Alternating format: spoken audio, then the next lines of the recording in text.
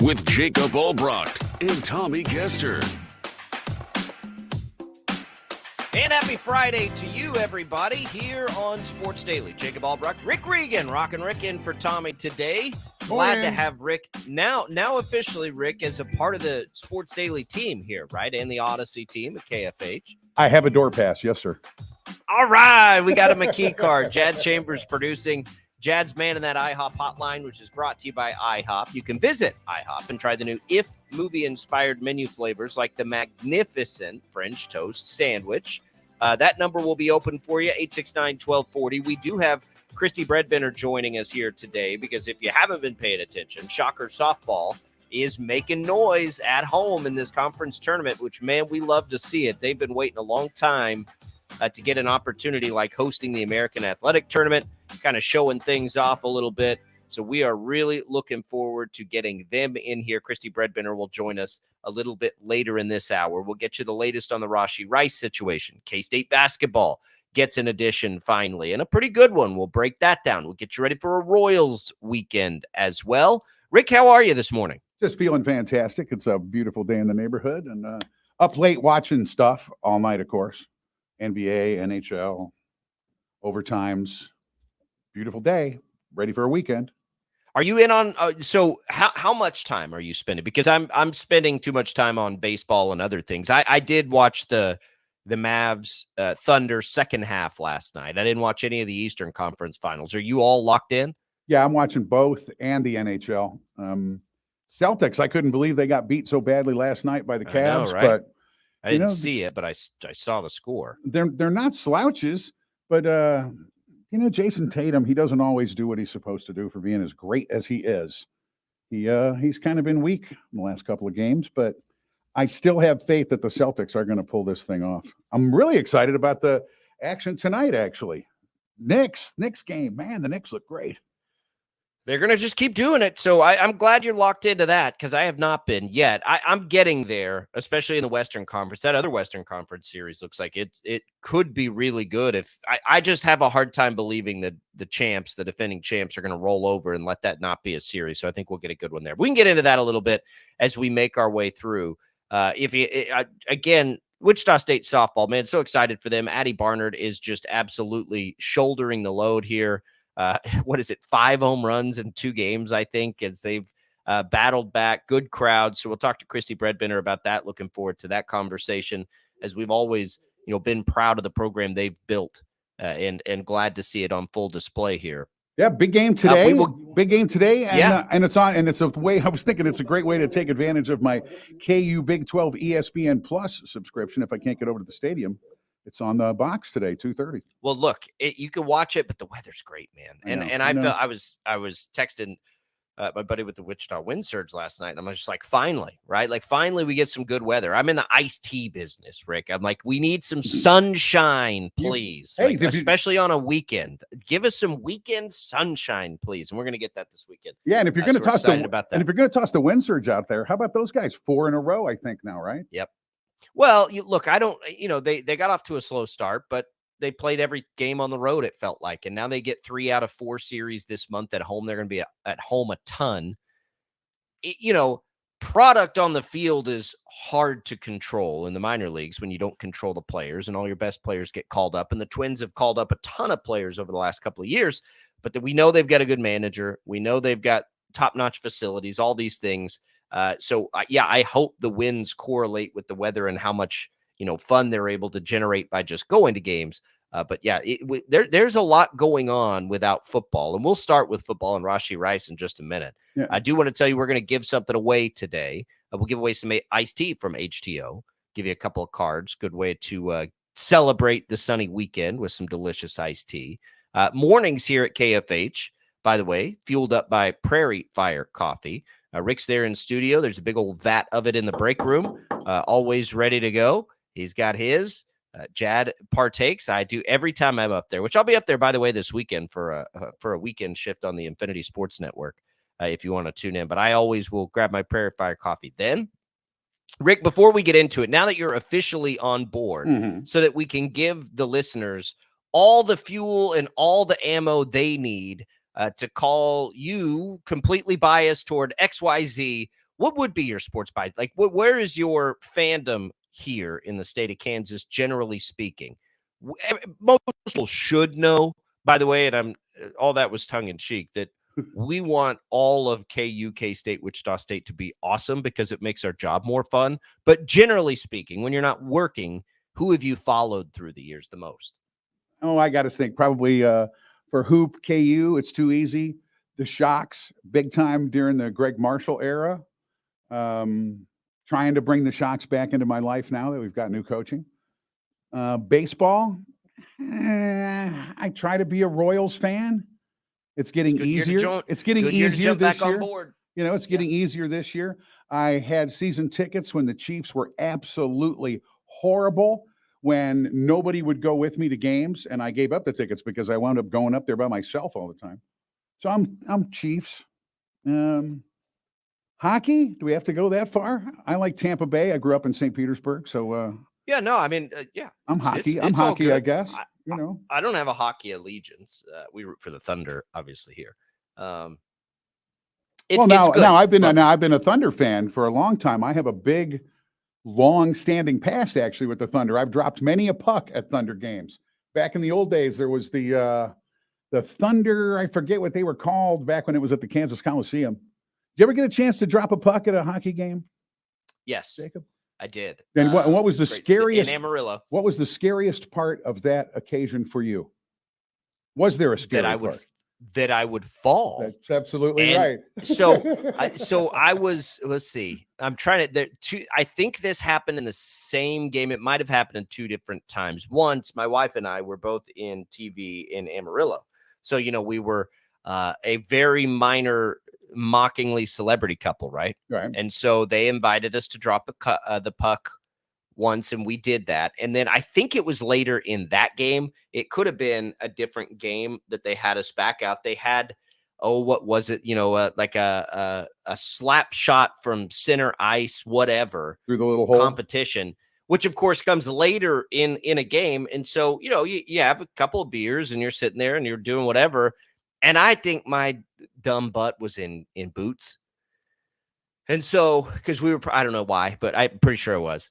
And so I get out there and everyone's just like trying to give you tips or whatever. And I'm just in my head and I'm like, I'm going to just let this rip. Like in my head, I'm thinking like first pitch in baseball, you got to get it there, right? Worst case scenario is you don't get it there.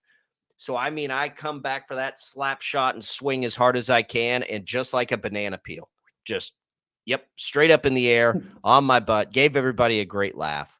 But yeah, no, that's always the greatest fear when you have to get out on ice. Yeah, there was, I think I dropped the puck at the first Thunder game at Intrust, and the place was packed and there was a ton of energy. And you would think a guy would be nervous about going out and addressing that type of a crowd in the middle of the ice. And all I'm thinking about the whole way is don't fall down, don't fall down, don't fall down, don't fall down. Love hockey. Some Thunder guy way back to when we all partied together when they won the championship. So I'm an old Joel Thunder hockey guy. Absolutely. I was there that night, the first night there in Intrust Bank Arena. I had to run a halftime contest that game. So I was actually out on the ice that night. Fortunately, there was the Zamboni already out there. Because when you go out at the beginning of the game. When they do those contests, they do them before they Zamboni it. That ice is really stable. You can just walk around. Yeah. It's real easy. When it's slick, it's famous deadly. Last words. Famous last words. Let's go to that IHOP hotline before we get into this Rashee Rice situation. Dave on the line. Dave, welcome into Sports Daily. Good morning. How are you? We have you, Dave. All right, we lost Dave. Dave, you can call back if you'd like. Rick, Rashee Rice. Let's just dive in. We get updates yesterday. It doesn't look good. It didn't look good to begin with. It really doesn't look good now. So Kelly Smith, who is a Dallas News reporter, got a hold of, I think it was the affidavit, and a lot of it's redacted. Or no, she got the police report is what she got.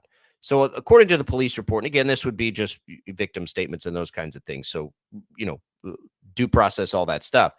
But the allegations say that a photographer was lured back to a Dallas nightclub. He expected to take photos of Rashee Rice. When he got there, he was punched after being shown some Instagram messages between that photographer and another person. We don't know what those messages were. That part was redacted. So the accusation here is that this person was invited back to the club by Rice, shown something, and then punched. Again, we got to get through this. We talked about this earlier in the week, and I don't like to jump to conclusions in the legal situation, but the reality of the situation for Rashee Rice is he's lost that benefit of the doubt because of the wreck, because of leaving the scene of the wreck, because of that whole mess. When you do things like that, you don't get the benefit of the doubt as far as public opinion. Whether that's fair or unfair, Rick, it's reality, right? Like you don't get to now tell everybody, well, hang on, let me nope, you can't put yourself in those situations because of what you already admitted to doing earlier this offseason. And I got to tell you, like this is getting pretty troubling for him in behavior and his chances to be on the field for at least half of this season. Like this is snowballing on this young man who had all the potential on the field in the world. And, we've seen this before, obviously, and especially with the Chiefs. I think he's gone. They've taken guys in the You past. think he's gone from the Chiefs? Oh, yeah, I think he's gone. I think I don't think he's going to make it. The Chiefs are funny like this. They're not going to get rid of him. There's guys they opt to help, and there's guys they opt to bail on. Think about the guys they've stuck around with, and think about the guys they've bailed on. Like, what's his name? Kareem Hunt, they bailed on because they had video of a horrific situation. And then he got nothing, right? Britt Reed, they did not bail on necessarily. And his situation was very, very bad. Tyreek Hill was potentially in a bad situation, did not bail on him. Frank Clark was driving around with automatic weapons in his car. They did not bail on him. They're not going to bail on Rashee Rice. They don't have any history of doing that, I don't think, other than the video we saw in the Kareem Hunt thing. Rashee Rice was very good last year. They're not going to cast him away. But I think that they need to more aggressively come up with backup plans. And I don't know if I have heard some people in the Kansas City area thinking Rice was looking at like an 8-game suspension. Now, before the nightclub, I thought it was going to be like 4 games, but I think there was a real feeling that it might be 8. We've talked about the Chiefs draft and how they handle this and whatever.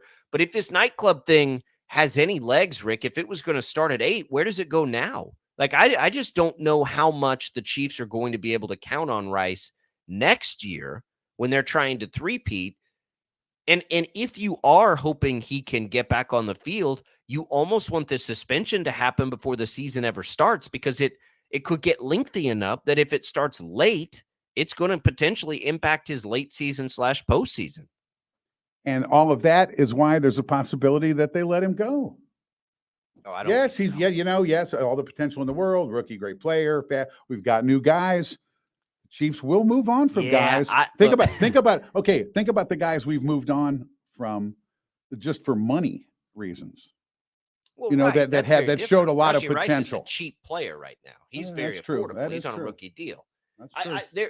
There is too much history of the Chiefs just allowing the NFL to punish these guys and keeping them. I mean, there are situations all the time with the Chiefs and in the NFL. I'm not trying to take a shot at the Chiefs. This is the NFL. This is the business of football. If the optics of it aren't so bad and you're a really good player, you get a million chances. How many chances did Antonio Brown get, for goodness sakes?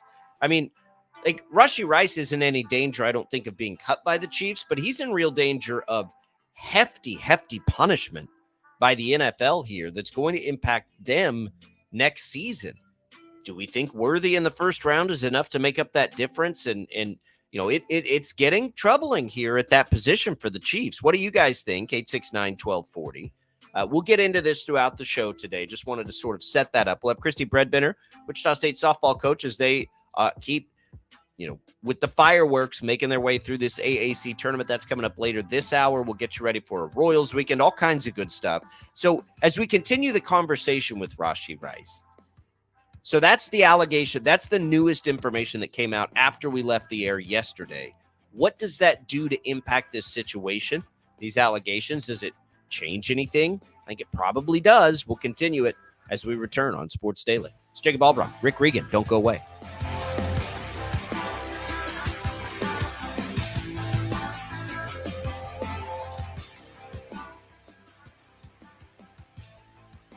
.97.5 and 1240 KFH.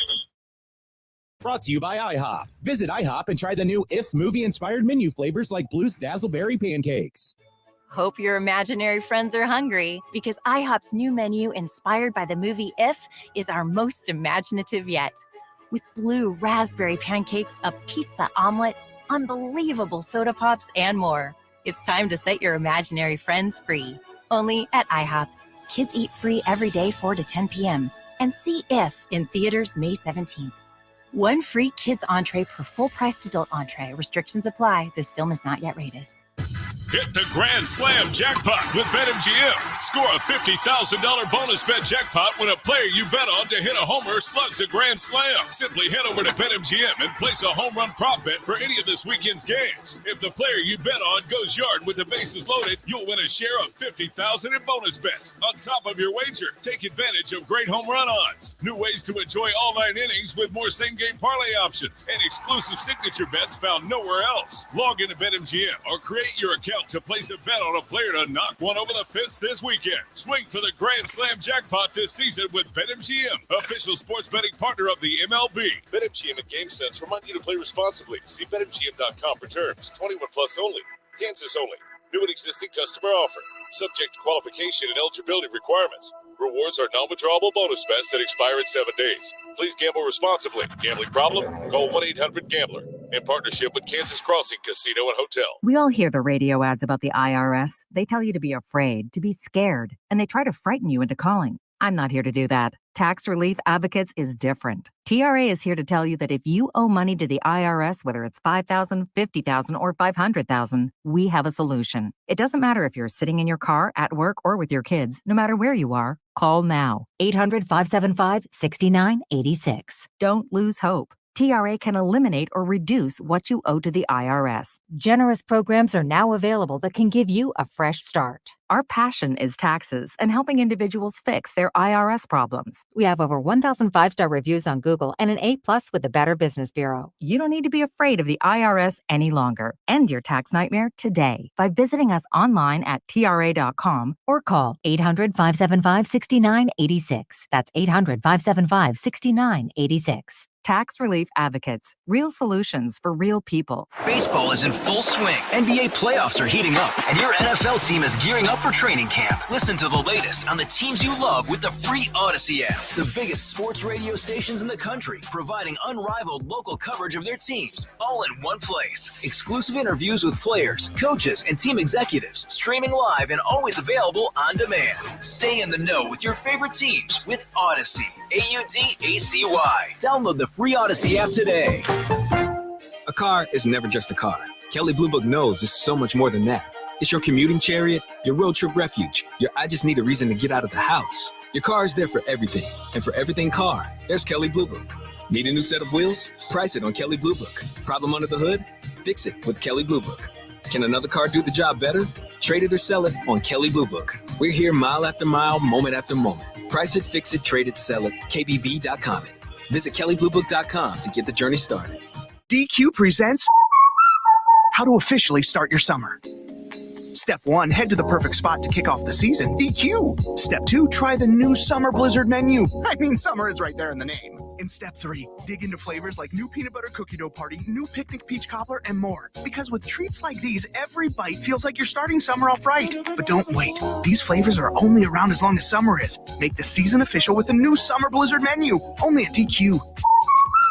Happy tastes good. I'm Kareem Abdul-Jabbar. I learned about atrial fibrillation the hard way. My symptoms would come and go. Shortness of breath, fatigue. I kept going. Then I got so lightheaded, I couldn't. My doctor said I have AFib, so I'm about 5 times more likely to have a stroke. Other symptoms, irregular heartbeat, heart racing, chest pain can come and go, but the risk of stroke stays. If you have symptoms, tell a doctor. Visit notimetowait.com. Sponsored by Bristol-Myers Squibb and Pfizer. Baseball fans, support your hometown Shockers this spring with new head coach Brian. Shockers are playing an exciting brand of baseball, and new enhancements to the outfield experience on Coleman Hill at X Stadium have turned each game into a can't-miss event. Bring in a cooler filled with your own food and beverages out to Coleman Hill for a fun and cheap outing at the ballpark. Select alcoholic beverages are permitted. Restrictions apply, and fans must be 21 to drink. View upcoming games and grab your tickets today. Visit GoShockers.com/tickets or call 316-978-FANS. It's time to get back to the sports talk. All right, let's do this thing. Go! Sports Daily is on KFH.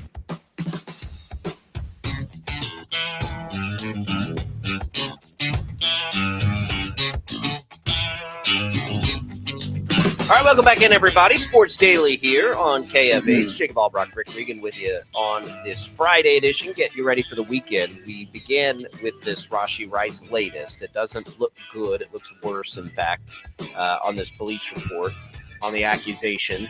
You know, not that you hoped it was like some kind of somebody came after him and he was defending himself or whatever. This certainly sounds like targeted, and the accusation is that this photographer was lured back in there, shown something, and basically cold clocked. But again, that's just an accusation. We'll see what comes of this.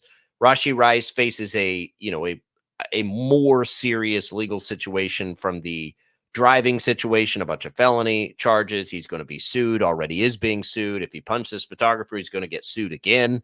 I think people may misunderstand how much money a rookie wide receiver even has right now.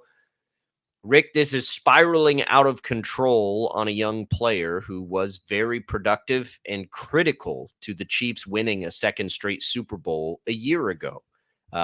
Is he the greatest rookie receiver of all time? No, but he was exactly what the Chiefs needed him to be last year. We're going to have to assume now that he will miss significant time this season because of these two situations. The Chiefs draft a receiver, Xavier Worthy, in the first round. Now, we talked about, Rick, at the time of the draft pick, Worthy and Rice don't appear to be the same player. They could be. Worthy could be that player. I think we saw him maybe in a little bit different of a role, but he may not have a choice here. He may have to step up, and they may have to get, something out of Tony and Moore, who have been disappointing as Chiefs so far. Hollywood Brown is there. That helps. But Hollywood Brown is a better version, I think, of Marquez Valdez-Scantling. I think he can be more than that, and I think he's going to have to be, because I just don't know how you count Rashee Rice, Rick, at this point for anything next year, because we just don't know how much he's going to be able to play due to suspension. Are the Chiefs going to have to, do they have to hold a roster spot when a guy's like that, or they don't? I don't know. That's a good question. I think a lot of these extra wide receivers that have sort of been out on the open market have landed in places the last handful of days.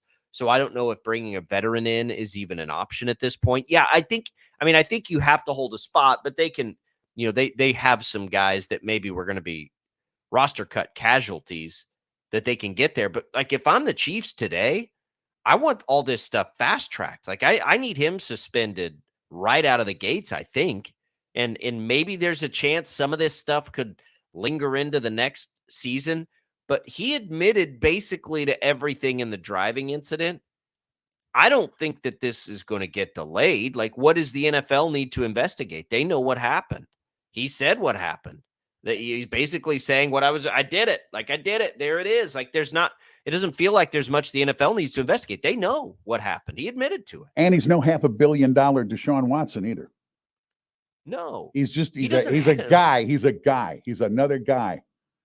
There's 70, 80 of them like him. We're going to let him go. He had a really good first season, and he's affordable at a position that is not affordable. The Chiefs are not going to make a rash decision here, I don't think. But they do have to, as they're trying to win a third Super Bowl. I think now plan on not having him this year. Depending on how this one plays out, if you pile this one onto, quite frankly, the far more serious one that's already happened, I think that the suspension will be hefty. We've seen in the past 4-game suspensions for far less. We've seen full season suspensions for gambling. And while I understand that it's not apples to apples with gambling and this stuff, the NFL has sort of set this precedent with a little more harsh punishments. If you're going to, and again, integrity of the game is critical. So I get why, gambling mishaps are costing seasons to these players. But we're seeing that, and to the public eye, it's like, okay, Jamison Williams, I believe, was making bets at the team facility, not like betting on the teams or doing anything like that, throwing games, making bets at the team facility. He was suspended for a year. Rashee Rice put countless lives in danger by driving 100 and whatever miles down the highway, left the scene, and now has allegedly punched somebody in a club that he shouldn't have been in the first place if he's trying to, do damage control on his image. And now we hear potentially lured a person back into the club basically with the intent of doing that. Well, when you mentioned, I'm not kidding. Like, I think they could pop him for the whole year. When you mentioned image damage control, do the Kansas City Chiefs have any interest in that? Nah, as a franchise? They don't. They've got a history of not caring about this stuff. But what about all that? Like, what about the recent stuff? The parade stuff, and the players are a little too inebriated. And I was talking just a moment ago to Chad about yesterday. Travis Kelce talking about what a fantastic beer drinker Patrick Mahomes is, how he can drink a bar dry, and that his dad bod is earned by pounding beers. There's been issues at the stadium, issues at the parade. Do you think there's any chance they want to just try to we're going to shine up our image, we're going to let this guy go, and we're going to move on with the guys we have? There's growth. I don't think so. There's growth in our lineup. We have the best quarterback there is. We got a new guy. We've got guys re-signed. We're going to take it from here and hope our new guys do better, as most people do in the second year and third year. I don't know. No, I don't know. It'd be interesting to see what happens. The don't run out and buy a Rashee Rice jersey stuff anytime soon. Don't run out and get one this morning. Right. Then you'll have 6 jerseys like I have in my closet of players that have been gone, or toasted, or in jail. Yeah, no, I don't think that the Chiefs are going to move on, because I think there have been enough things historically for them that they have a history of not moving on. And in the one situation I can think of where they did, it was, we all saw Kareem Hunt doing something really bad. The Chiefs have had far too many run-ins with bad situations off the field over the years, far more than you would like to see. Now, the parade, I do think that could change the optics of something, but by all accounts, that has, there's no crossover with weapons or anything like that in any of these Rashee Rice situations. The drinking, he's at a club, I doubt it. I mean, that's Travis Kelce and Patrick Mahomes' shtick, right? Is to chug beers and do all that. It was there. Stone Cold Steve Austin. Look at Jason Kelce. Like, it's not illegal to chug beers. I'm not suggesting that it is. I'm suggesting this is image. We're talking about an image. We're talking about what do they talk about? Kids, and he's the role model and all that. I think the Chiefs are going to consider nobody's that. saying Rashee Rice is a role model. No, but all the other guys, the whole team. Yeah, look, I got little kids dressing like Patrick Mahomes, and he's hammered he's in front of trigger. everybody. It's not a good look. That's okay. Well, it's I guess that's eye of the beholder. That's eye of the beholder stuff. Right. I think, if you're asking me if I think they're going to let Rashee Rice go, I'm going to tell you no, because they just haven't ever done that before outside of Kareem Hunt. And they've had a lot of these situations over the years, really, really bad ones, and they haven't done that. I suppose they did let Britt Reed go. That one's a little weird as a coach, but with players, it just, I don't know. We'll see. The reality is they don't have to make any of those decisions. I don't think there's anybody calling for Rashee Rice to be gone. And hey, and let me just point out that's not me either. I don't want to come across as somebody that's saying, "Oh, we got to get rid of this guy." I'm suggesting that this is a likely possibility. Result. Yes. Yeah. I don't think they're there yet. I don't think they have to be. I don't think they'll need to be. What they need to be is prepared for what the NFL decides to do. And what he does tomorrow. Well, And now, what dumb I mean, you thing he do does have to worry tomorrow. about that. You do have to, like, I couldn't believe it when I saw this. This has been so strange, right? Rashee Rice, before all of this, at least that we know of, has like no history of any of this kind of thing. Like none. Stand-up dude, everybody, raved about his character, all this stuff. And then all of a sudden, it's just like boom, boom. And it's not that we haven't seen that before. Fame, fortune, all that stuff goes, and again, I am not going to cast stones for a young person making stupid decisions. I've made plenty of them in my life, especially when I was a young person. But you're put into a position where you're not afforded those luxuries. And that's where we are right now. So I think for the Chiefs, you just prepare, honestly, for the possibility that it is not play this year. I think this could spiral out of control with how public facing these things have been. And I do think there's a pretty good understanding of how bad that driving situation could have been. People could have been killed, right? Very easily in that situation. So the NFL may come down real hard on this. That part, I think, is anybody's guess at this point. Man, they're probably coming down pretty hard. At least 8 games now. And I think it could be a full season. As fans and humans, we've got to hope for the best for this guy, regardless of him being a Kansas City Chief or any of that. He's a young man, a talented young man. We want to see him do good, and we want him to, be able to have the career he's probably spent his entire life working on, to not go up in flames because he made a couple of stupid mistakes. We don't know if he's made any mistakes like this in the past. We don't know about them anyway. Do you think that the problem is Stripes pops into my head? The Stripes movie. Convicted? No, never convicted. Right. Maybe. Well, he's losing those benefits of the doubt, and that sucks too, but it's self-inflicted. Do you think the Chiefs have enough, Rick, if let's say he does not play this season? Was drafting Worthy in the first round enough, do you think, for you, and when you think of the Chiefs with a three-peat? Is that enough? And it's not just Worthy. They brought in Hollywood Brown, who I love Hollywood Brown. I think that was one of the better moves any team made all offseason long. But let's assume that Rice gives you nothing this year, because I think that's where you have to start now. Is Brown, Worthy, Kelsey, is that enough, or do they need to go back out and shop for another veteran? No. I mean, no, we don't need to shop, and yes, it's enough.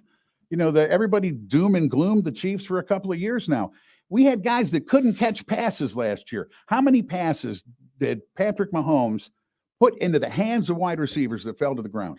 Heck, 2 or 3 catches, we have a way better season. No, I don't think so. I think Patrick Mahomes is a quarterback that can get this job done. He can throw it to anybody. And eventually one of them's going to catch it. I would tend to say there's enough there to start the season and see what happens.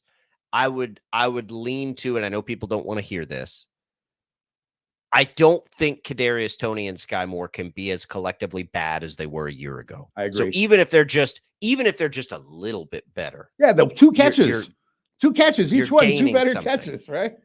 I just mean in general terms, can those guys contribute consistently more than they did a year ago? Well, I don't think they can contribute less. So I think they're probably because they took Worthy there to just ride through this and see what happens. But I'd have a couple of veterans on speed dial. I'd be ready to if Worthy doesn't take to it right out of the gates, I'd have him on speed dial. By the way, you can watch the show here on our video stream. That's available to you on Facebook, on YouTube, on X. You can leave your comments there, as well as call us on the IHOP hotline. So if you're watching on that stream, forgive me. I hope you don't hear this on the radio. Got a little cold, so I've had to mute and hack, and you're seeing me blow my nose, and I apologize for that. There's not much I can do to help you if you're watching here, because I'm frantically trying to keep it in the breaks. Set up the rest of things here. When we come back, we'll be joined by Christy Bredbender, the coach of the Wichita State softball team. we are going to have a giveaway in the second hour. We'll give you away some HTO iced tea. We'll get you primed for the weekend. We're going to get you ready for the Royals this weekend. They had another big win last night. We will get into some K-State basketball recruiting. They land another piece. There's a lot to get to today, and we'll do it all as we make our way through this Friday edition. It's Jacob Albracht. It's Rockin' Rick Regan. Jad Chambers producing. We'll be back. Chrissy Breadbender joins the show when we return.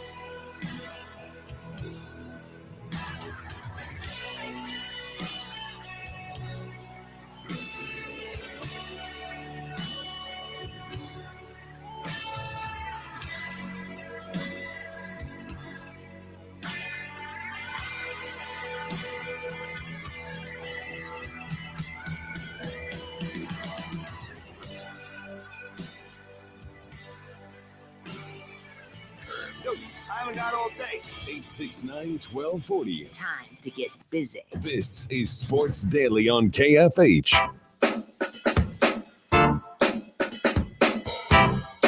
All right, welcome back in, everybody. A Friday edition of Sports Daily. Jacob Albracht, Rick Regan joining us. Glad to have Rick on board and the Sports Daily family here now moving forward. Jad Chambers is driving this ship for us, man in that IHOP hotline, and joining us on that IHOP hotline now, the head coach of Wichita State softball, Christy Breadbinner.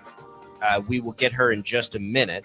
And it's been a wild time for them. Now, winners of their first two games. Remember, the American Athletic Conference, it is a single elimination tournament. And so they've won their first two. They were the 4 seed coming in. Now they take on top-seeded FAU. We'll get Christy in here to talk about that. And one of the players there. So a big win today, and then the finals are tomorrow, right? Like early in the day too, right? Yep. 2 more wins, and they would win the tournament. Addie Barnard, who is already the greatest home run hitter in program history, has 5 home runs in the first 2 games, including a decisive grand slam last night. So it is a fun time there with good weather. Get out there, and you will see why so many people have gravitated toward that program. It's a blast out there. So they play at 2:00 today. Get out, check them out. We'll get Christy in just a minute to talk about that. We'll set things up here. You can call the show on the IHOP hotline at 869-1240. You can comment on the show by leaving us your comments on any way you're tuning in to the video streams, which is Facebook, YouTube, on X, all that available for you. We are joined now by Christy Breadbinner.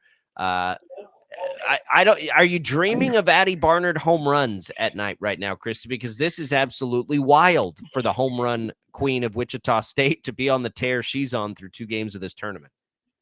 Yeah, I mean, I don't think it's a dream because I know it's a reality and it's what she's capable of. It's been fun to watch, and a couple more days into next week. 5 home runs in 2 games of this magnitude, and we'll see what she can continue to do through this tournament. But as you think back, is this as good at the plate you've seen in a tournament format like this in your time with the Shockers? I can't remember one quite like this, at least from the power category. Well, I think it's as good as I've ever seen in softball. I mean, I don't know that there's been a hotter hitter at this point in the season when I think the games are the toughest that they can be. The pressure's there, and I've watched a lot of softball, and hitters do get hot, but usually it's just hits, not home runs, and to do what Addie's doing, it's been pretty awesome. So today you move forward, it's FAU. And FAU, I look back, you guys played them so long ago. It was early March. You took 1 of 3, had a pretty good chance at 2 of 3. But when you go back that far, are you able to even take anything away from that? Or do you start all the way over, especially in a single game format like this? Well, obviously you play them 3 times. It was a long time ago. It was the first weekend series. And, if you remember, it was right when we were banged up a little bit. We lost Sammy. She was out. Taylor played short, and we had Cece playing second base and some different people out of position. And I don't think we were playing great softball at that time. We were lucky to squeak 1 win out and obviously didn't do well on Sunday. So we went back. We'll watch all of our film, and there was a lot of good things offensively, I thought, out of it. We did not pitch well. I didn't think at that time we were pitching well at all, and I think we're pitching so much better now. So, we'll take what we can, but we're going to watch a little bit more of what they've done since then, and, and especially kind of go back and look at the games that they've struggled in and see what were the things that they struggled with most. And, just kind of stick to what we know, preparation, and then going out there and executing as best as we possibly can. Oh, hey, Laney, it's Rick Regan. Hi, nice to hear you. Congratulations on a fantastic season. So obviously we're talking about home runs. Who else on the team, like Laney Brown, has really been stepping up to get us to this spot today and hopefully into that game tomorrow? Well, Laney Brown's been outstanding. I think just a true warrior. I mean, she's actually been kind of battling a little bit of an illness and just kind of going through it. So, for her to just continue to hit the ball well here these last couple of weekends, and then, work her rear end off behind the plate, working with our pitchers. She's just been a true warrior for us.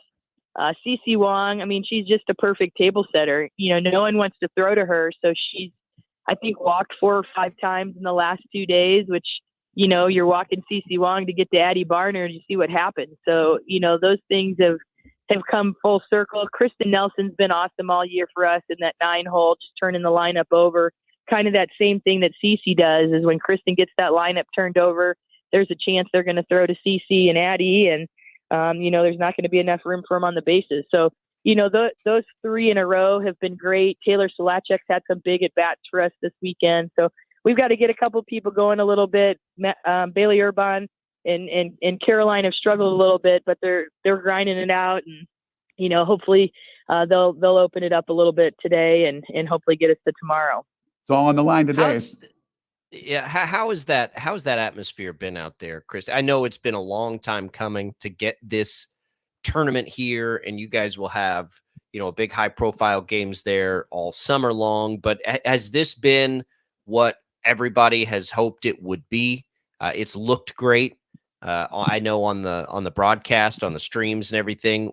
How has that been from your perspective in the dugout to see Shocker softball on a high profile stage like this? Well, I think for us, the coolest part about it is in all of the conference tournaments that I've been to in the American Conference, this is the most well attended.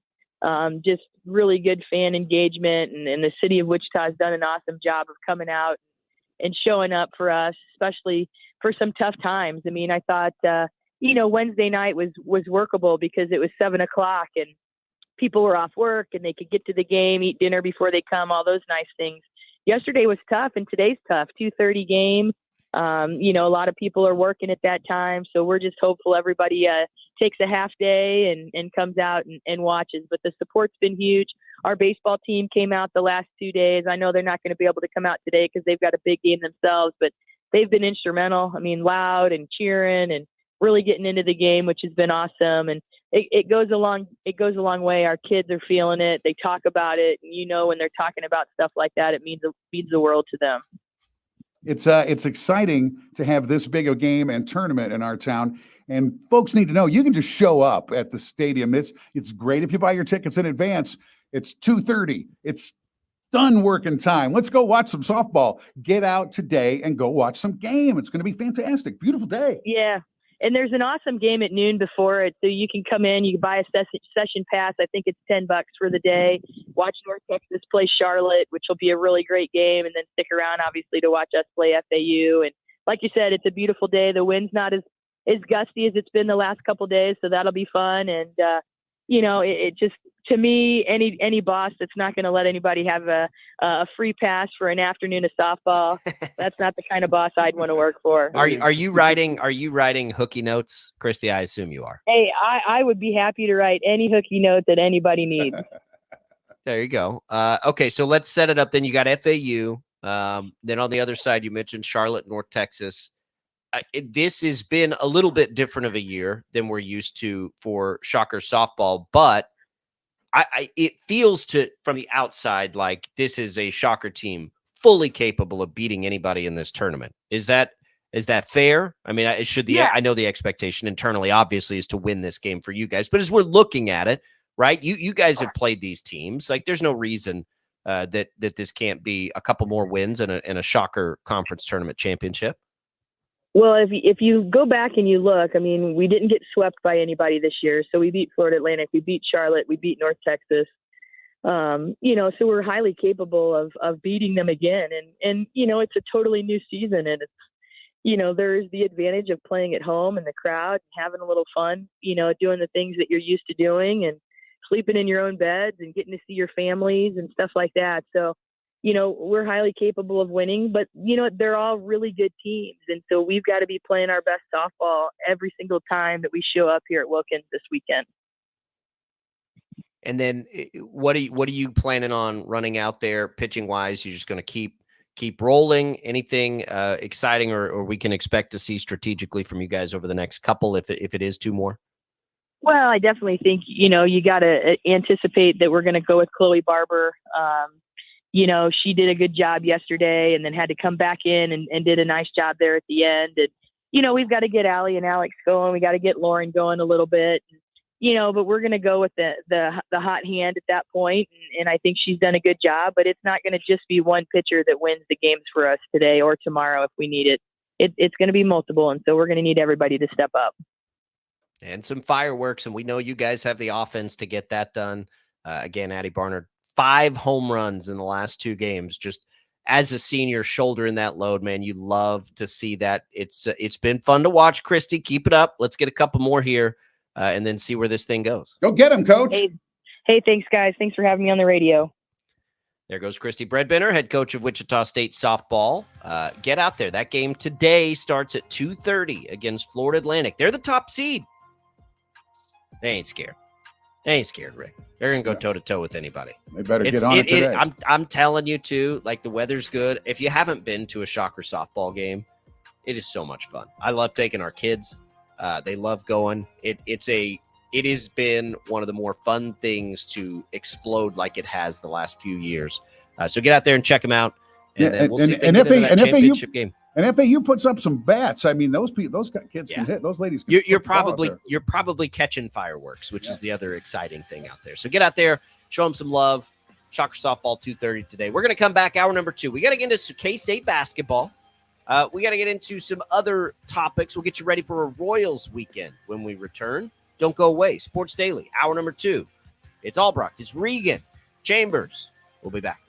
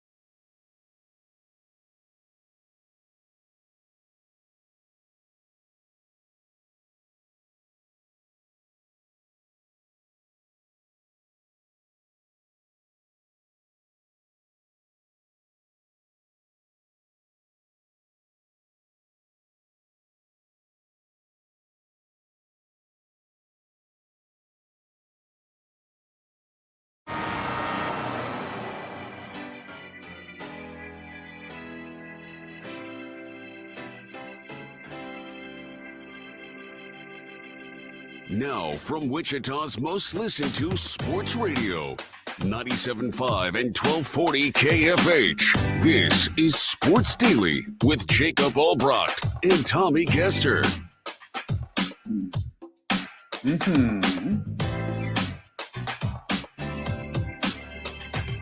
All right, welcome back in, everybody. Hour number 2 here on Sports Daily. Jacob Albracht, Rick Regan with you on this Friday, getting you ready for the weekend. Chad Chambers with us, man in that IHOP hotline, which of course brought to you by IHOP. Visit IHOP. Try the new If movie-inspired menu flavors like the magnificent French toast sandwich. If you're listening to us, we appreciate it right here on KFH. If you're catching us on the Odyssey app, we appreciate it. Maybe you're streaming us at kfhradio.com. Maybe you're watching us on Facebook, on YouTube, and on X. Appreciate you anyway you tune in to us. You can leave us your comments there, social media, all available for you. And thank you very much. Okay. So, Rick, it had been quiet for K-State hoops. It has been a little concerning for K-State hoops because they've had a couple of players we sort of expected to be there in Dede Ames and Arthur Kaluma next year transfer out. Now, in theory, Kaluma could still come back, but I don't know that that's even likely at this point. So yesterday, they go and they add another player, Max Jones out of Cal State Fullerton. Got some size at the guard position and is a good shooter. He's a fifth-year guy, right? He's a fifth year? I believe so, yeah. I believe last year he played as a senior, so this would be his 5th year. He is he shot about just under 5 threes a game at 38%. So he's a shooter, right? He's going to shoot the ball, and they'll need that. And so now we just have to see with K-State, can they continue to add some of the pieces here? I don't know what the expectation is going to be fair on this, but they get Max Jones. It's another piece. It's been an interesting offseason for them. But what do you think here? Because Jones, look, and if I don't know how much Jones excites people, but there were big time schools, Texas Tech and Louisville, both in on him. So he's obviously a player that people respected, and his numbers don't lie. It's it's difficult to see how these guys will translate when they come up basically a level of basketball, but the resume here is good. Yeah, his addition is good. They added another guy, Bay, the guy from like Senegal or something like that, 6'11" freshman. Fall. Yeah, he comes over from Arkansas. Big, raw talent guy. I think the modern Big 12, you need to have a big guy. We're going to have some big guys. Brendan Housen from Villanova is a big-time shooter. I mean, a big-time shooter. He comes over. C.J. Jones came over he was the UIC player that came through. And then Doug McDaniels, probably the most high profile, comes over. They have, and then they've got the very, very, very talented top 50 player, David Castillo, who we've seen at Sunrise Christian the last couple of weeks. The last year. And all those guys have come in. That's what they've got coming in. We know David Gasson is back, but they've lost a lot. Is this group good enough to compete for the Big 12? I still think there are some big fish out there to go after. I don't know how active they are in some of those players, but if you just go and look at the transfer portal, there are players that still do not have landing spots. Like top 20 type players, 2 or 3 of them that could still come over and do their thing. So it's not like we're not done yet, I don't think, for K-State. And in fact, I think there's a decent chance they go get a pretty big time player still. But if that's the group coming in, if you go by star rankings, you go to 24/7, Bay Fall, who you mentioned, is a 4-star. Brendan Housen's a 4-star. Doug McDaniel's a 4-star. Jones and Jones, CJ and Max are 3-star transfers, and then David Castillo is a 4-star player, top 50. So is that enough with Gasson back? You got 2 centers. I think they still need another big man. I think this is probably competitive in the Big 12, But again, I don't think they're done. I think there's a splash. There's also the outside chance that Kaluma comes back. Look, if they can get Kaluma back, like if he goes through the draft process, and I know he entered the portal, but he decides to come back, now I think you're talking about a team you can feel pretty good about next year. Well, the whole thing about, the expression, all things being equal, you really can't use that expression anymore in college basketball because nothing's equal. Every team in the league is different. So the Wildcats are going to have a completely new team, four different starters, three different Pretty starters, much, yeah. Yeah. They've even KU.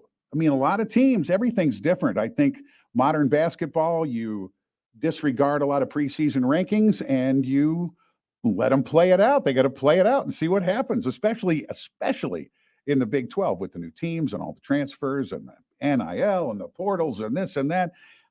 Who's going to start for any team this year? Well, look, KU is as good at returning players as any program in the country, quite frankly. They do that really well.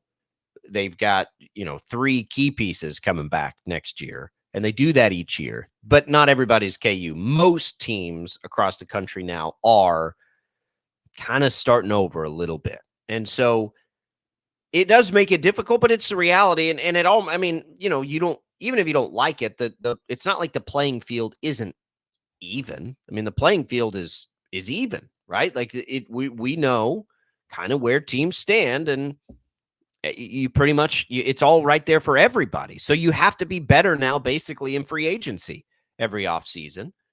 And K-State, I think, has done a pretty good job. I think they'd like to get, a little more splashy, and I think they still can. But this is a group you can go to war with next year. And honestly, like, let me just go back to 23. Okay, so if you go back to 2023 and you look at the group coming in then, they had 2 big-time freshmen in Day-Day Ames and RJ Jones. Both those guys left, okay? You had Kaluma and Perry come in, both as sort of 4-star guys, but that was it. And you had the return of, Cam Carter and Gasson.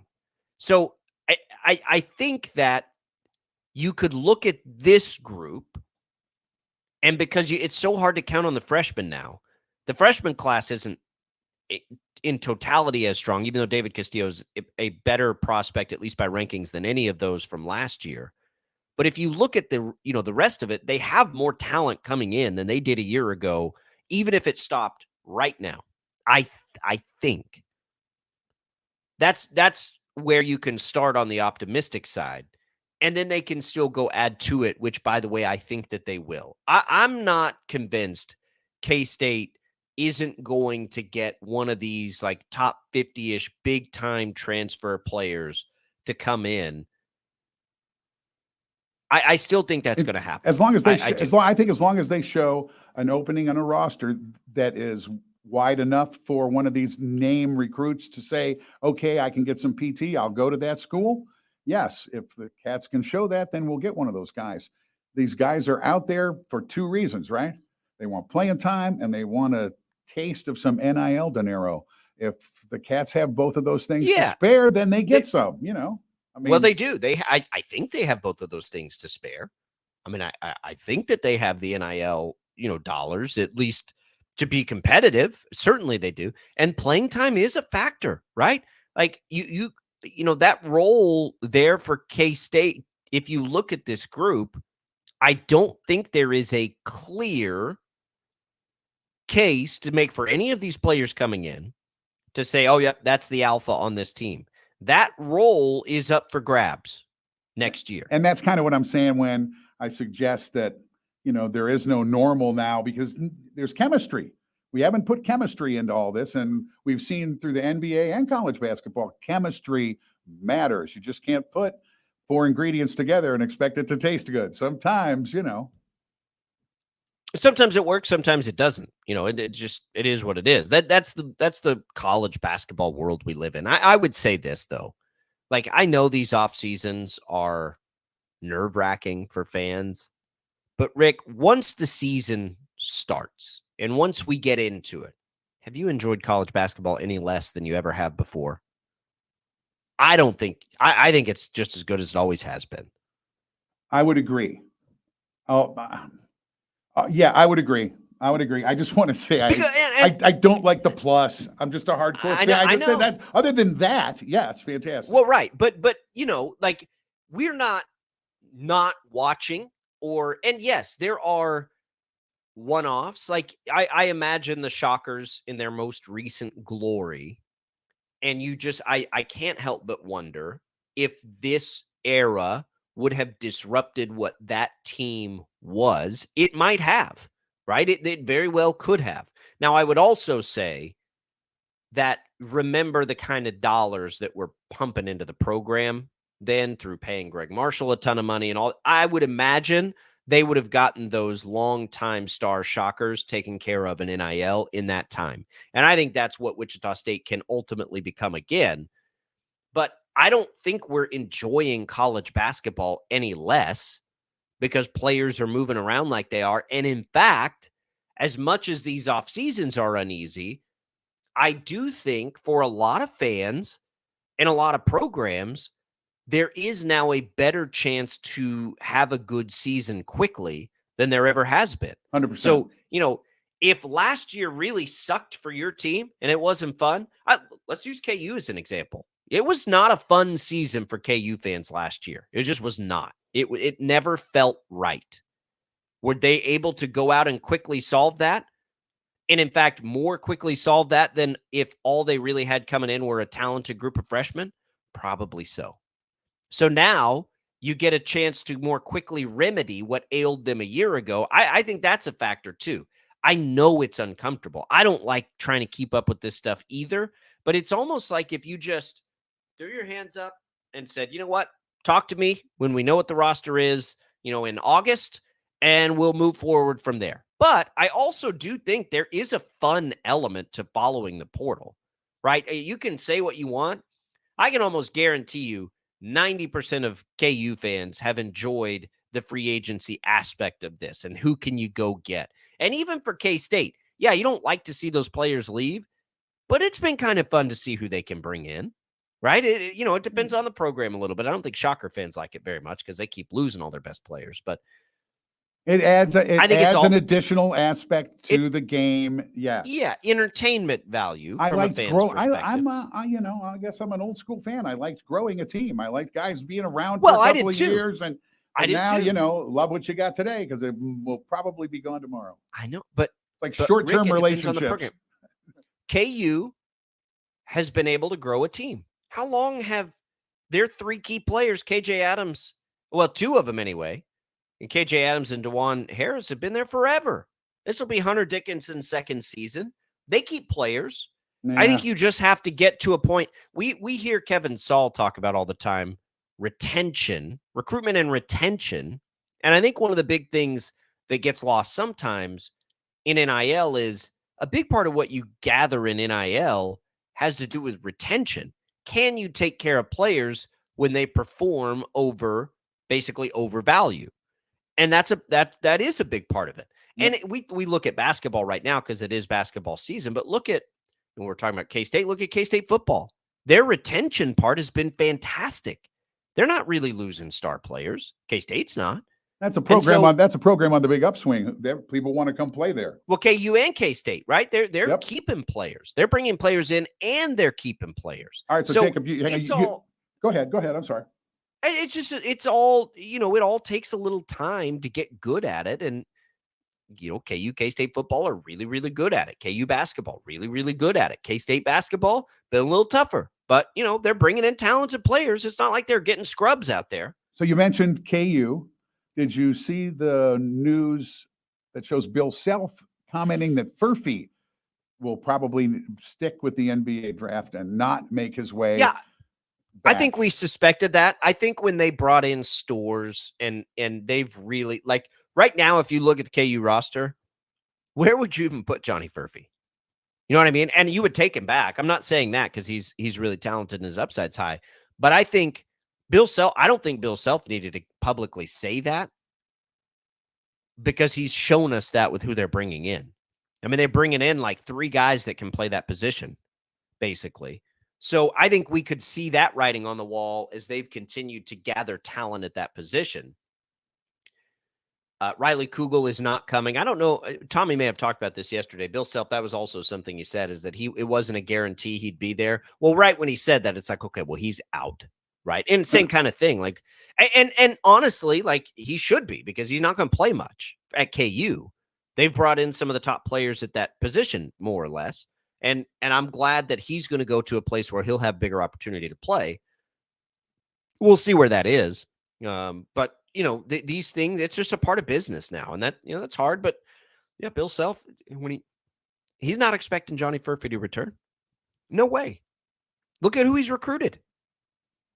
I mean, I don't think you recruit that many players at that spot if you expect him to come back. And we didn't either. And we've talked about it. Oh, sure. I mean, it seems more official now that it's just, I don't think he's coming back. But when you learn that he's not allowed by law, by like immigration law, to have the same NIL opportunities as American students, it's like, okay, well, if he's going to get into the first round, he's got to go. It's not like he has a better financial opportunity at KU, like a lot of these players do, quite frankly. So he's got to go if he can get the guaranteed money in the first round. And so he will. And I do think he'll be a first rounder. I think, that's probably a part of Self has always had this luxury with his players of having such a good pulse and relationship in the NBA clearly, where I do think, Rick, he can honestly tell players where they're probably going to go. And that does make their decisions easier. Like, you may not be a first rounder. You should come back. Or, boy, your stock is high. You should probably go. You're looking good here. And it, by all accounts, that happens all the time. I think with Furphy, it will too. I hope he goes into the first round. Yeah, he always treats the players right like that. He always has. Which is why he gets the players, by the way. That, and they're set up to do that. But I don't want him to go. I like him. Well, I want him to stay. At KU, they don't go. But what if Dwan Harris is in like his Perry Ellis, Dwan Harris, like these guys played, like 7 years, it feels like at K-State. But all the guys I want to stay, and the couple of guys I wish would go, don't go. I know that's blasphemy. I'm sorry. I'm that guy. I'm that guy. I'm sorry. Enough of that guy. I won't make you name names. Enough of that guy. That's not very nice. Thank you. I appreciate that. There have been, though. This was the first off season I could really feel that, by the way, where it's like, yeah, you know what? I'd be okay if that player left. And I'm like, really? Okay. But I've heard a lot of that out of the KU fan base. KU's going to be really, they're going to be the preseason number one again. And I think that, as much as things unraveled on them last year, it won't happen this year. But K-State adds another piece. I don't think they're finished. And I think quietly, this has been a pretty good class of transfers for them. I think it's better than it was a year ago. I think they will be more talented than they were a year ago. And Jerome Tang saves his job, or at least we'll quit talking about that. No, he's going to be a hot commodity. He's going to stay a hot commodity, I think. But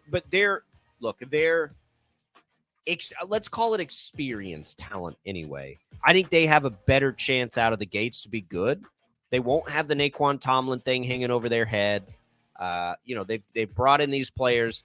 Maybe Kaluma comes back. Boy, he could really be the final piece to what could be a pretty good team. Or they just go recruit hard and get one more big splash guy, which I also think is possible. We'll see. All right. Let's take a break. We'll come back. A little Royals baseball talk, getting you primed up for a weekend. We can go over last night's game and look ahead when we return on Sports Daily.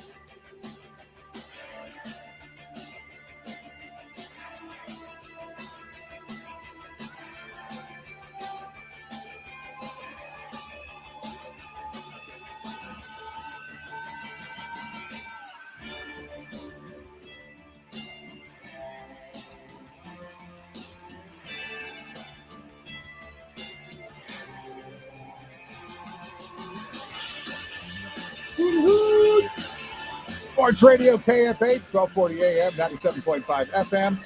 Rick Regan in now as part of this show. Jacob Albracht blowing his nose on the sidelines, getting ready as we're preparing to talk Royals. You're killing me here. Hey, man, there you are. I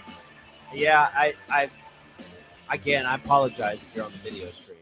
I got a little cold, which just means you got to step away, cough, blow the nose. I got a mute button, but I can't. If you're watching us, I can't hide it. So it looks like you're doing that dab thing. Looks like you're doing that cool guy dab thing from a few years ago. When you stick stick your face in your elbow like that.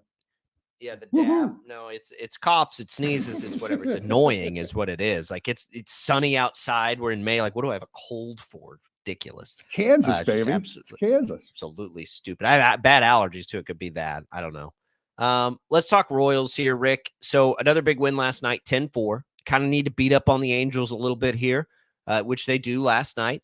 Michael Wacha, look, it's not going perfectly for Michael Wacha right now, right? We all know that. And 5 walks yesterday should not be happening. 8 base runners in 6 innings. But he only allowed the 2 runs. I think what's interesting with Wacha is we all thought he might need to be a top of the rotation guy, but the way things have gone, I think he can still be a good addition as the team in a different role as sort of a back end of the rotation guy. They need him really just give him some innings, battle through it, which he did yesterday, got him through 6, give the bullpen a night off kind of a thing. Don't give us one of those 2 or 3 inning starts. But with Brady Singer really stepping it up, and we'll see when Alec Marsh comes back, they kind of don't, they don't need him at the top because they've got as good a tandem at the top as any team in baseball. This is kind of what they need out of him. Just get us some innings here at the back end. And he's a Grizzly veteran. I think he can do that. Yeah, it's modern baseball. It's kind of like we talked college basketball and new teams every year.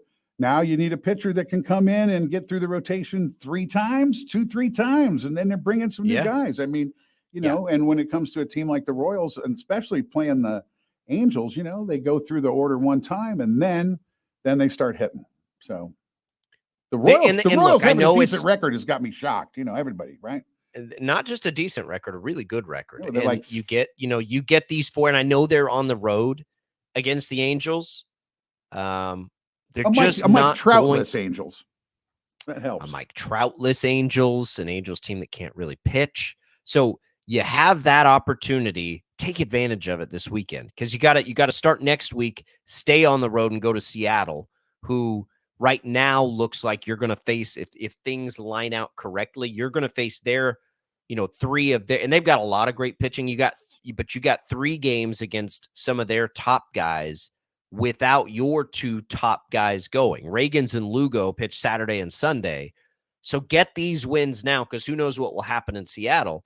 But the lineup, 10 runs, you'll take it. I know it's the Angels, but Vinny Pasquantino with a home run, couple hits, 2 for 4.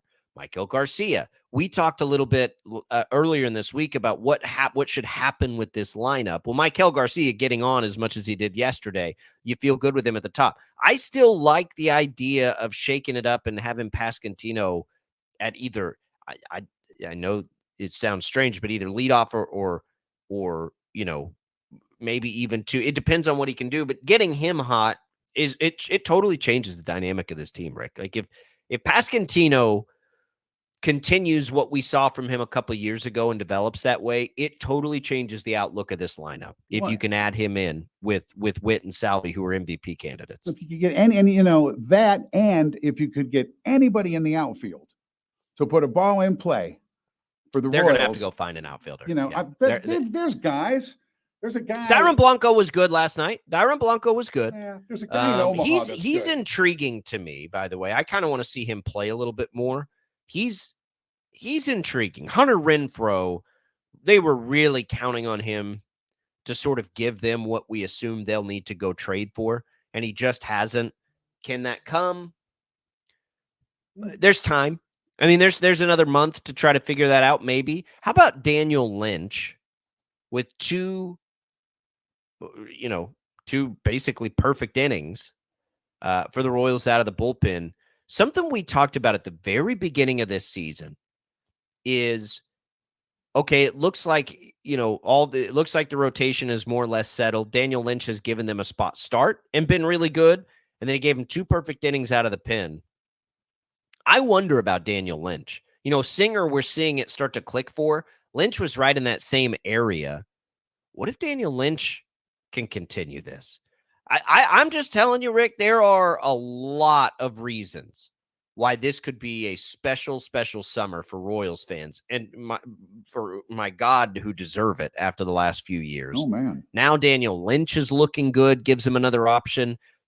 I don't know that they're going to need a lot. They will need to go trade for a bat. I just don't know how much more they'll need to do than that. Now, you can always add pieces, but if it's realistic, those are 2 different things.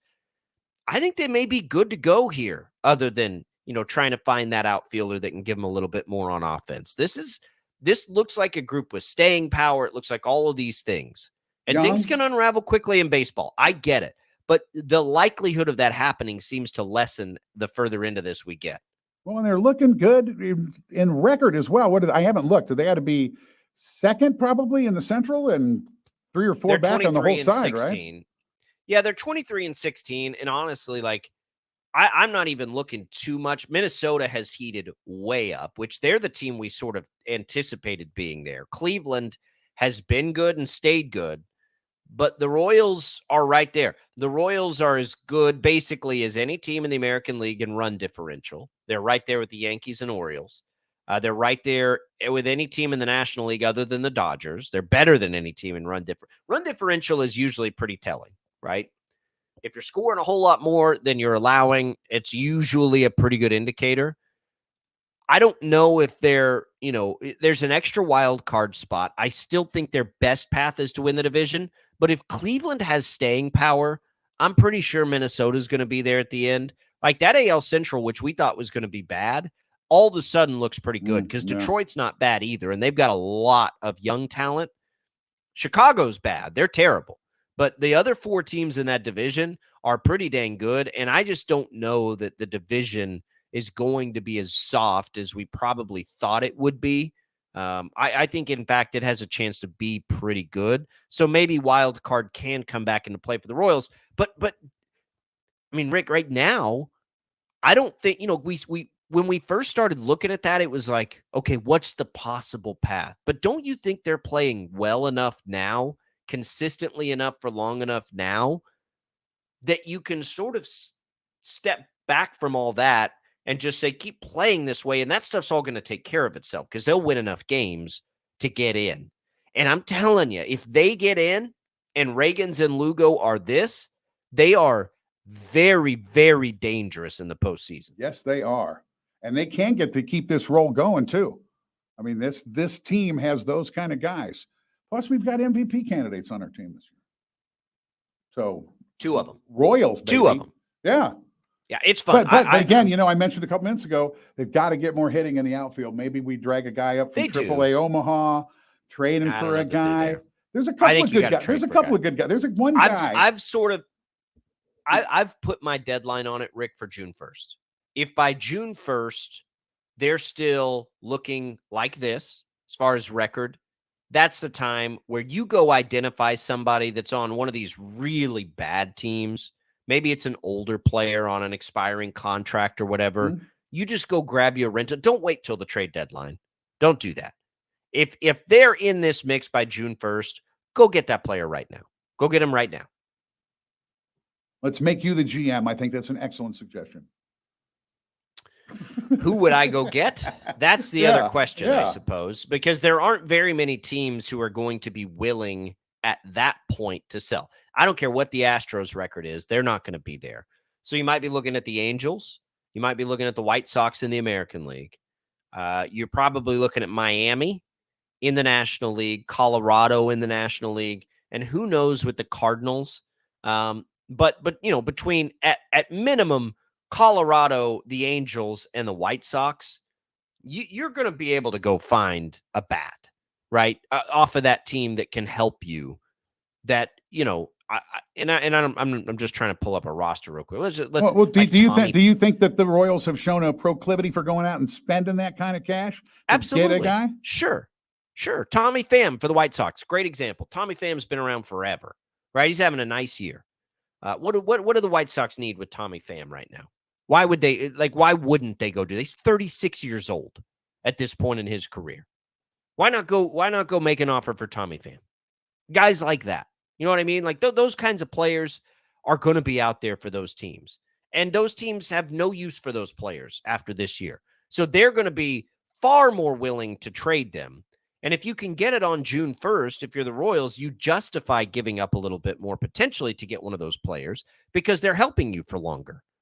Strictly rental, come help us win right now type of players. The Royals don't really have like these high-end prospects that you're going to kick yourself for the rest of eternity if you traded them for a rental. But they have handy guys other teams will be interested in. They don't really have spots in the starting rotation to come up. They don't really, have young positional players. They're all kind of up right now with this group. So you absolutely can afford to go because their farm system is not any good anyway, Rick. Like you're not blowing up the farm system. You're trying to win now. And I absolutely think they owe the fan base that. Oh, and by the way, they're trying to convince that fan base to pony up some cash to put a stadium downtown. What better way to do that than to have a really exciting summer and get people fired up for Royals baseball again? That's the only way to do it. That's the only way. Well, they've done the other things. They committed a ton of money to Bobby Witt Jr. They went out in this offseason and they spent, by their standard, a ton of money to bring in some starting pitching. They've done that part. And oh, by the way, look, it's worked. They've identified the right things to do. You follow it up with some wins. You stay aggressive. Imagine the Jackson County vote. If that failed, and I don't know this answer, but I think about it. I honestly don't have a good feel for it. But I wonder all the time if that exact same vote was taken in 2016. Do you think it's the same result? Or do you think because the Royals were right in the middle of this great era and everything that maybe they do have a little more momentum to get a vote like that? I think I don't know if it would have been enough, but I think it would have been more. They've fallen into irrelevancy, and that doesn't help their chances. So now they go out in this offseason and they do all these things. The most important clearly is paying Bobby Witt Jr. to make sure he's around forever. And it's translating on the field. They can't afford to lose that momentum if they're going to get a new stadium. They can't. As a Kansas fan, all the talk of stadiums and the votes all to me rolls into seeing that track and imagining a football stadium and a baseball stadium in our state on our side of the line. They're our team now. It doesn't belong to the other state over there. That is the thing that sticks in my head the most when I think about stadiums. Well, downtown, we have a baseball team? Kansas. Well, you got to figure out how to pay for it. And if it's Star Bonds, it doesn't really cost us the money in Sedgwick County if it pays for itself. If it's tax breaks, it does cost us money.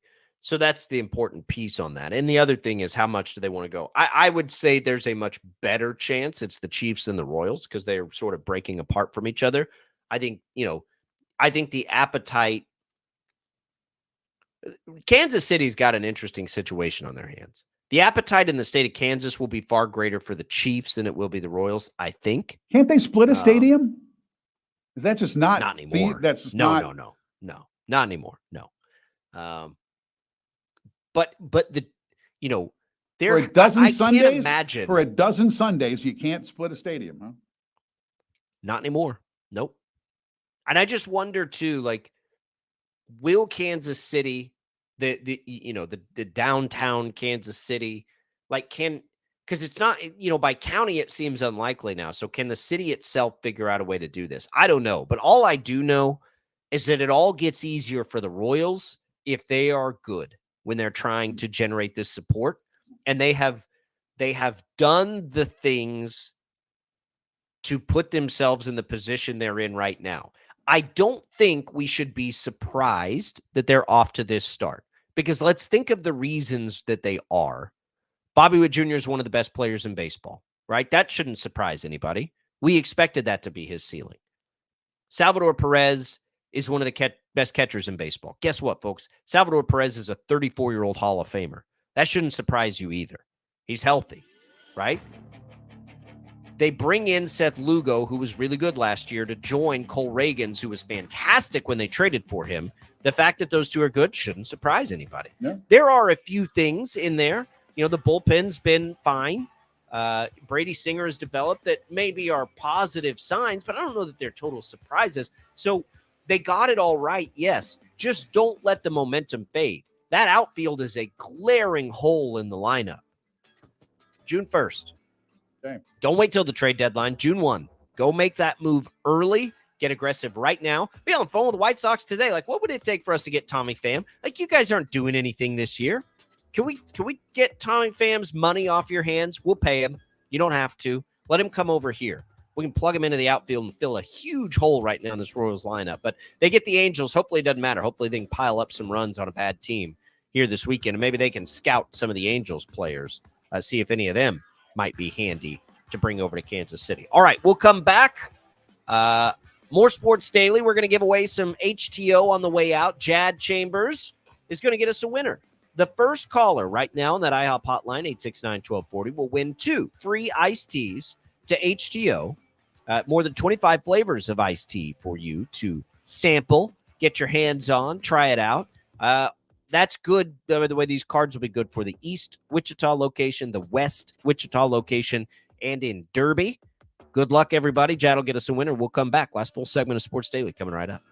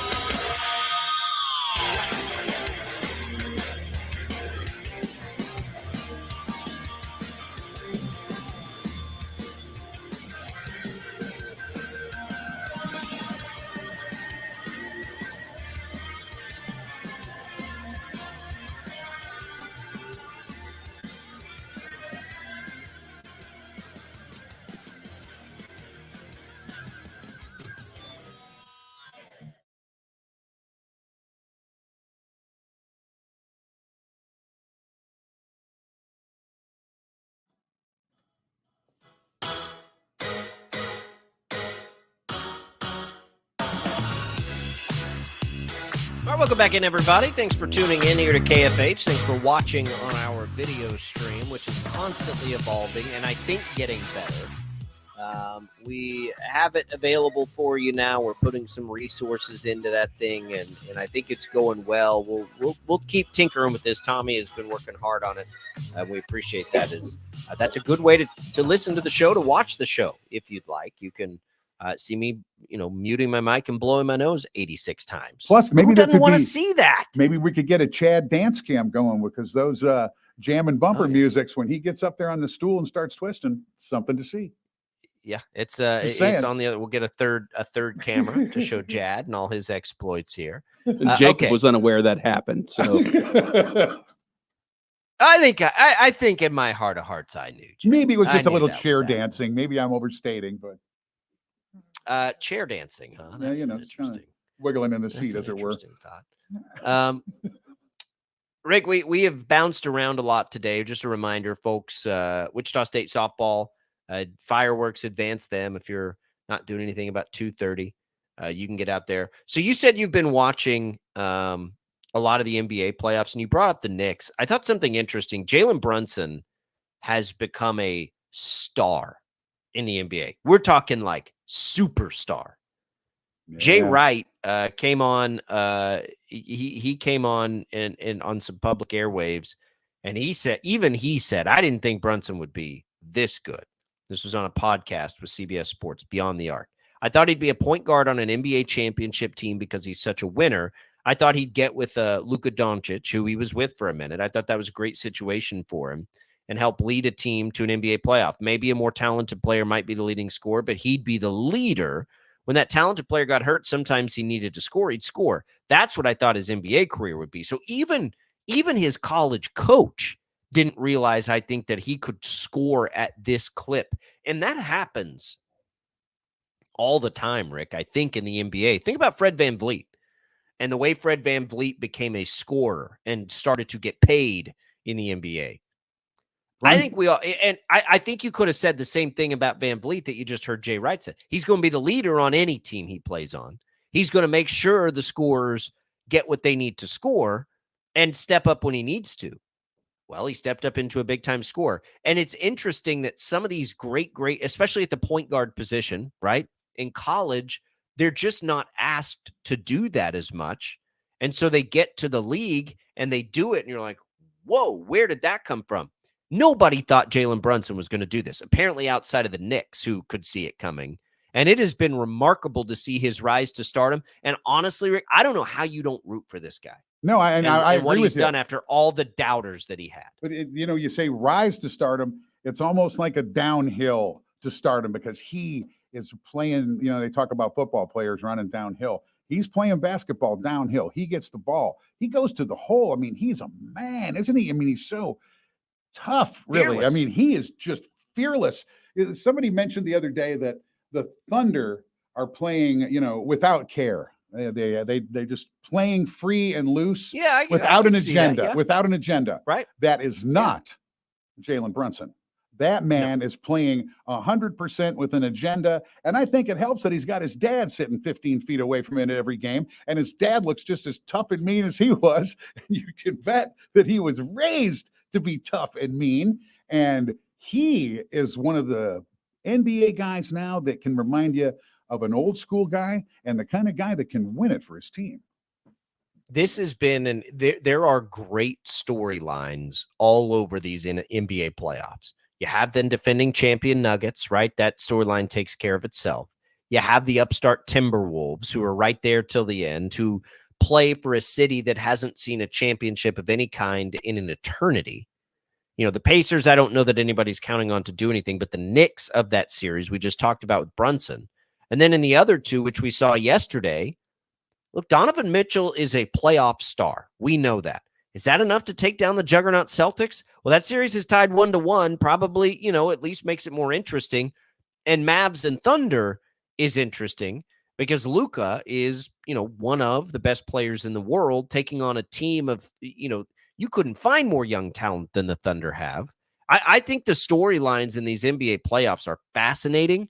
And I'm not sure any of them are better than the rise to stardom of Jalen Brunson. I'm just not, because I think playing for New York helps, right? The magnitude of playing there in front of that fan base is why everyone sort of scoffed at them making such a big play for Brunson.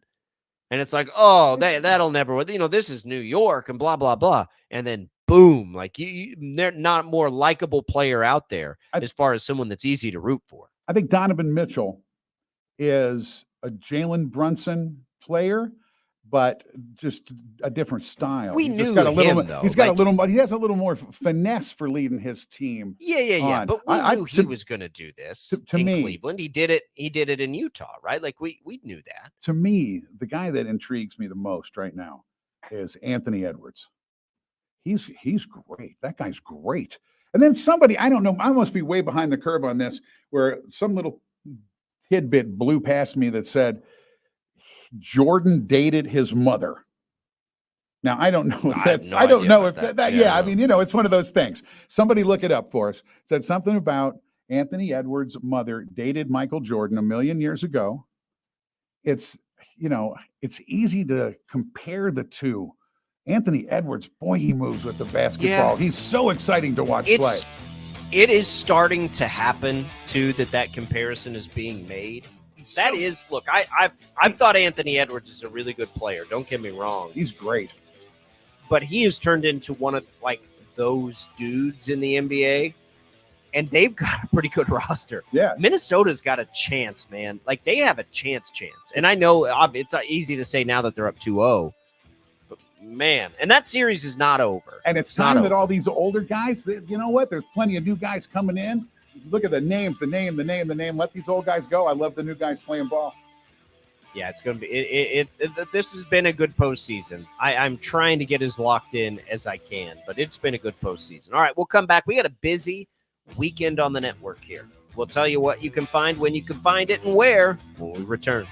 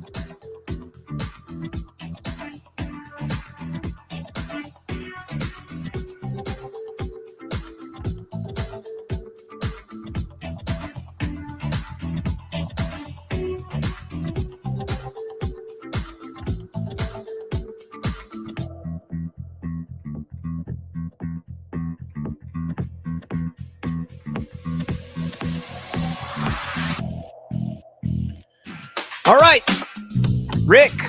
Yes. Appreciate it. Nice job today. Thank you. Good to have you. Or good to be here. Thank you. Rick Regan, officially part of the team. Glad to have him. Jim Rome follows us here on the Infinity Sports Network. You get Bob and Jeff locally. A little bit of Zach Gelb, and then Shocker Baseball against Charlotte. Royals, well, the good news is they're on the West Coast, so you'll get them at 8:30 tonight.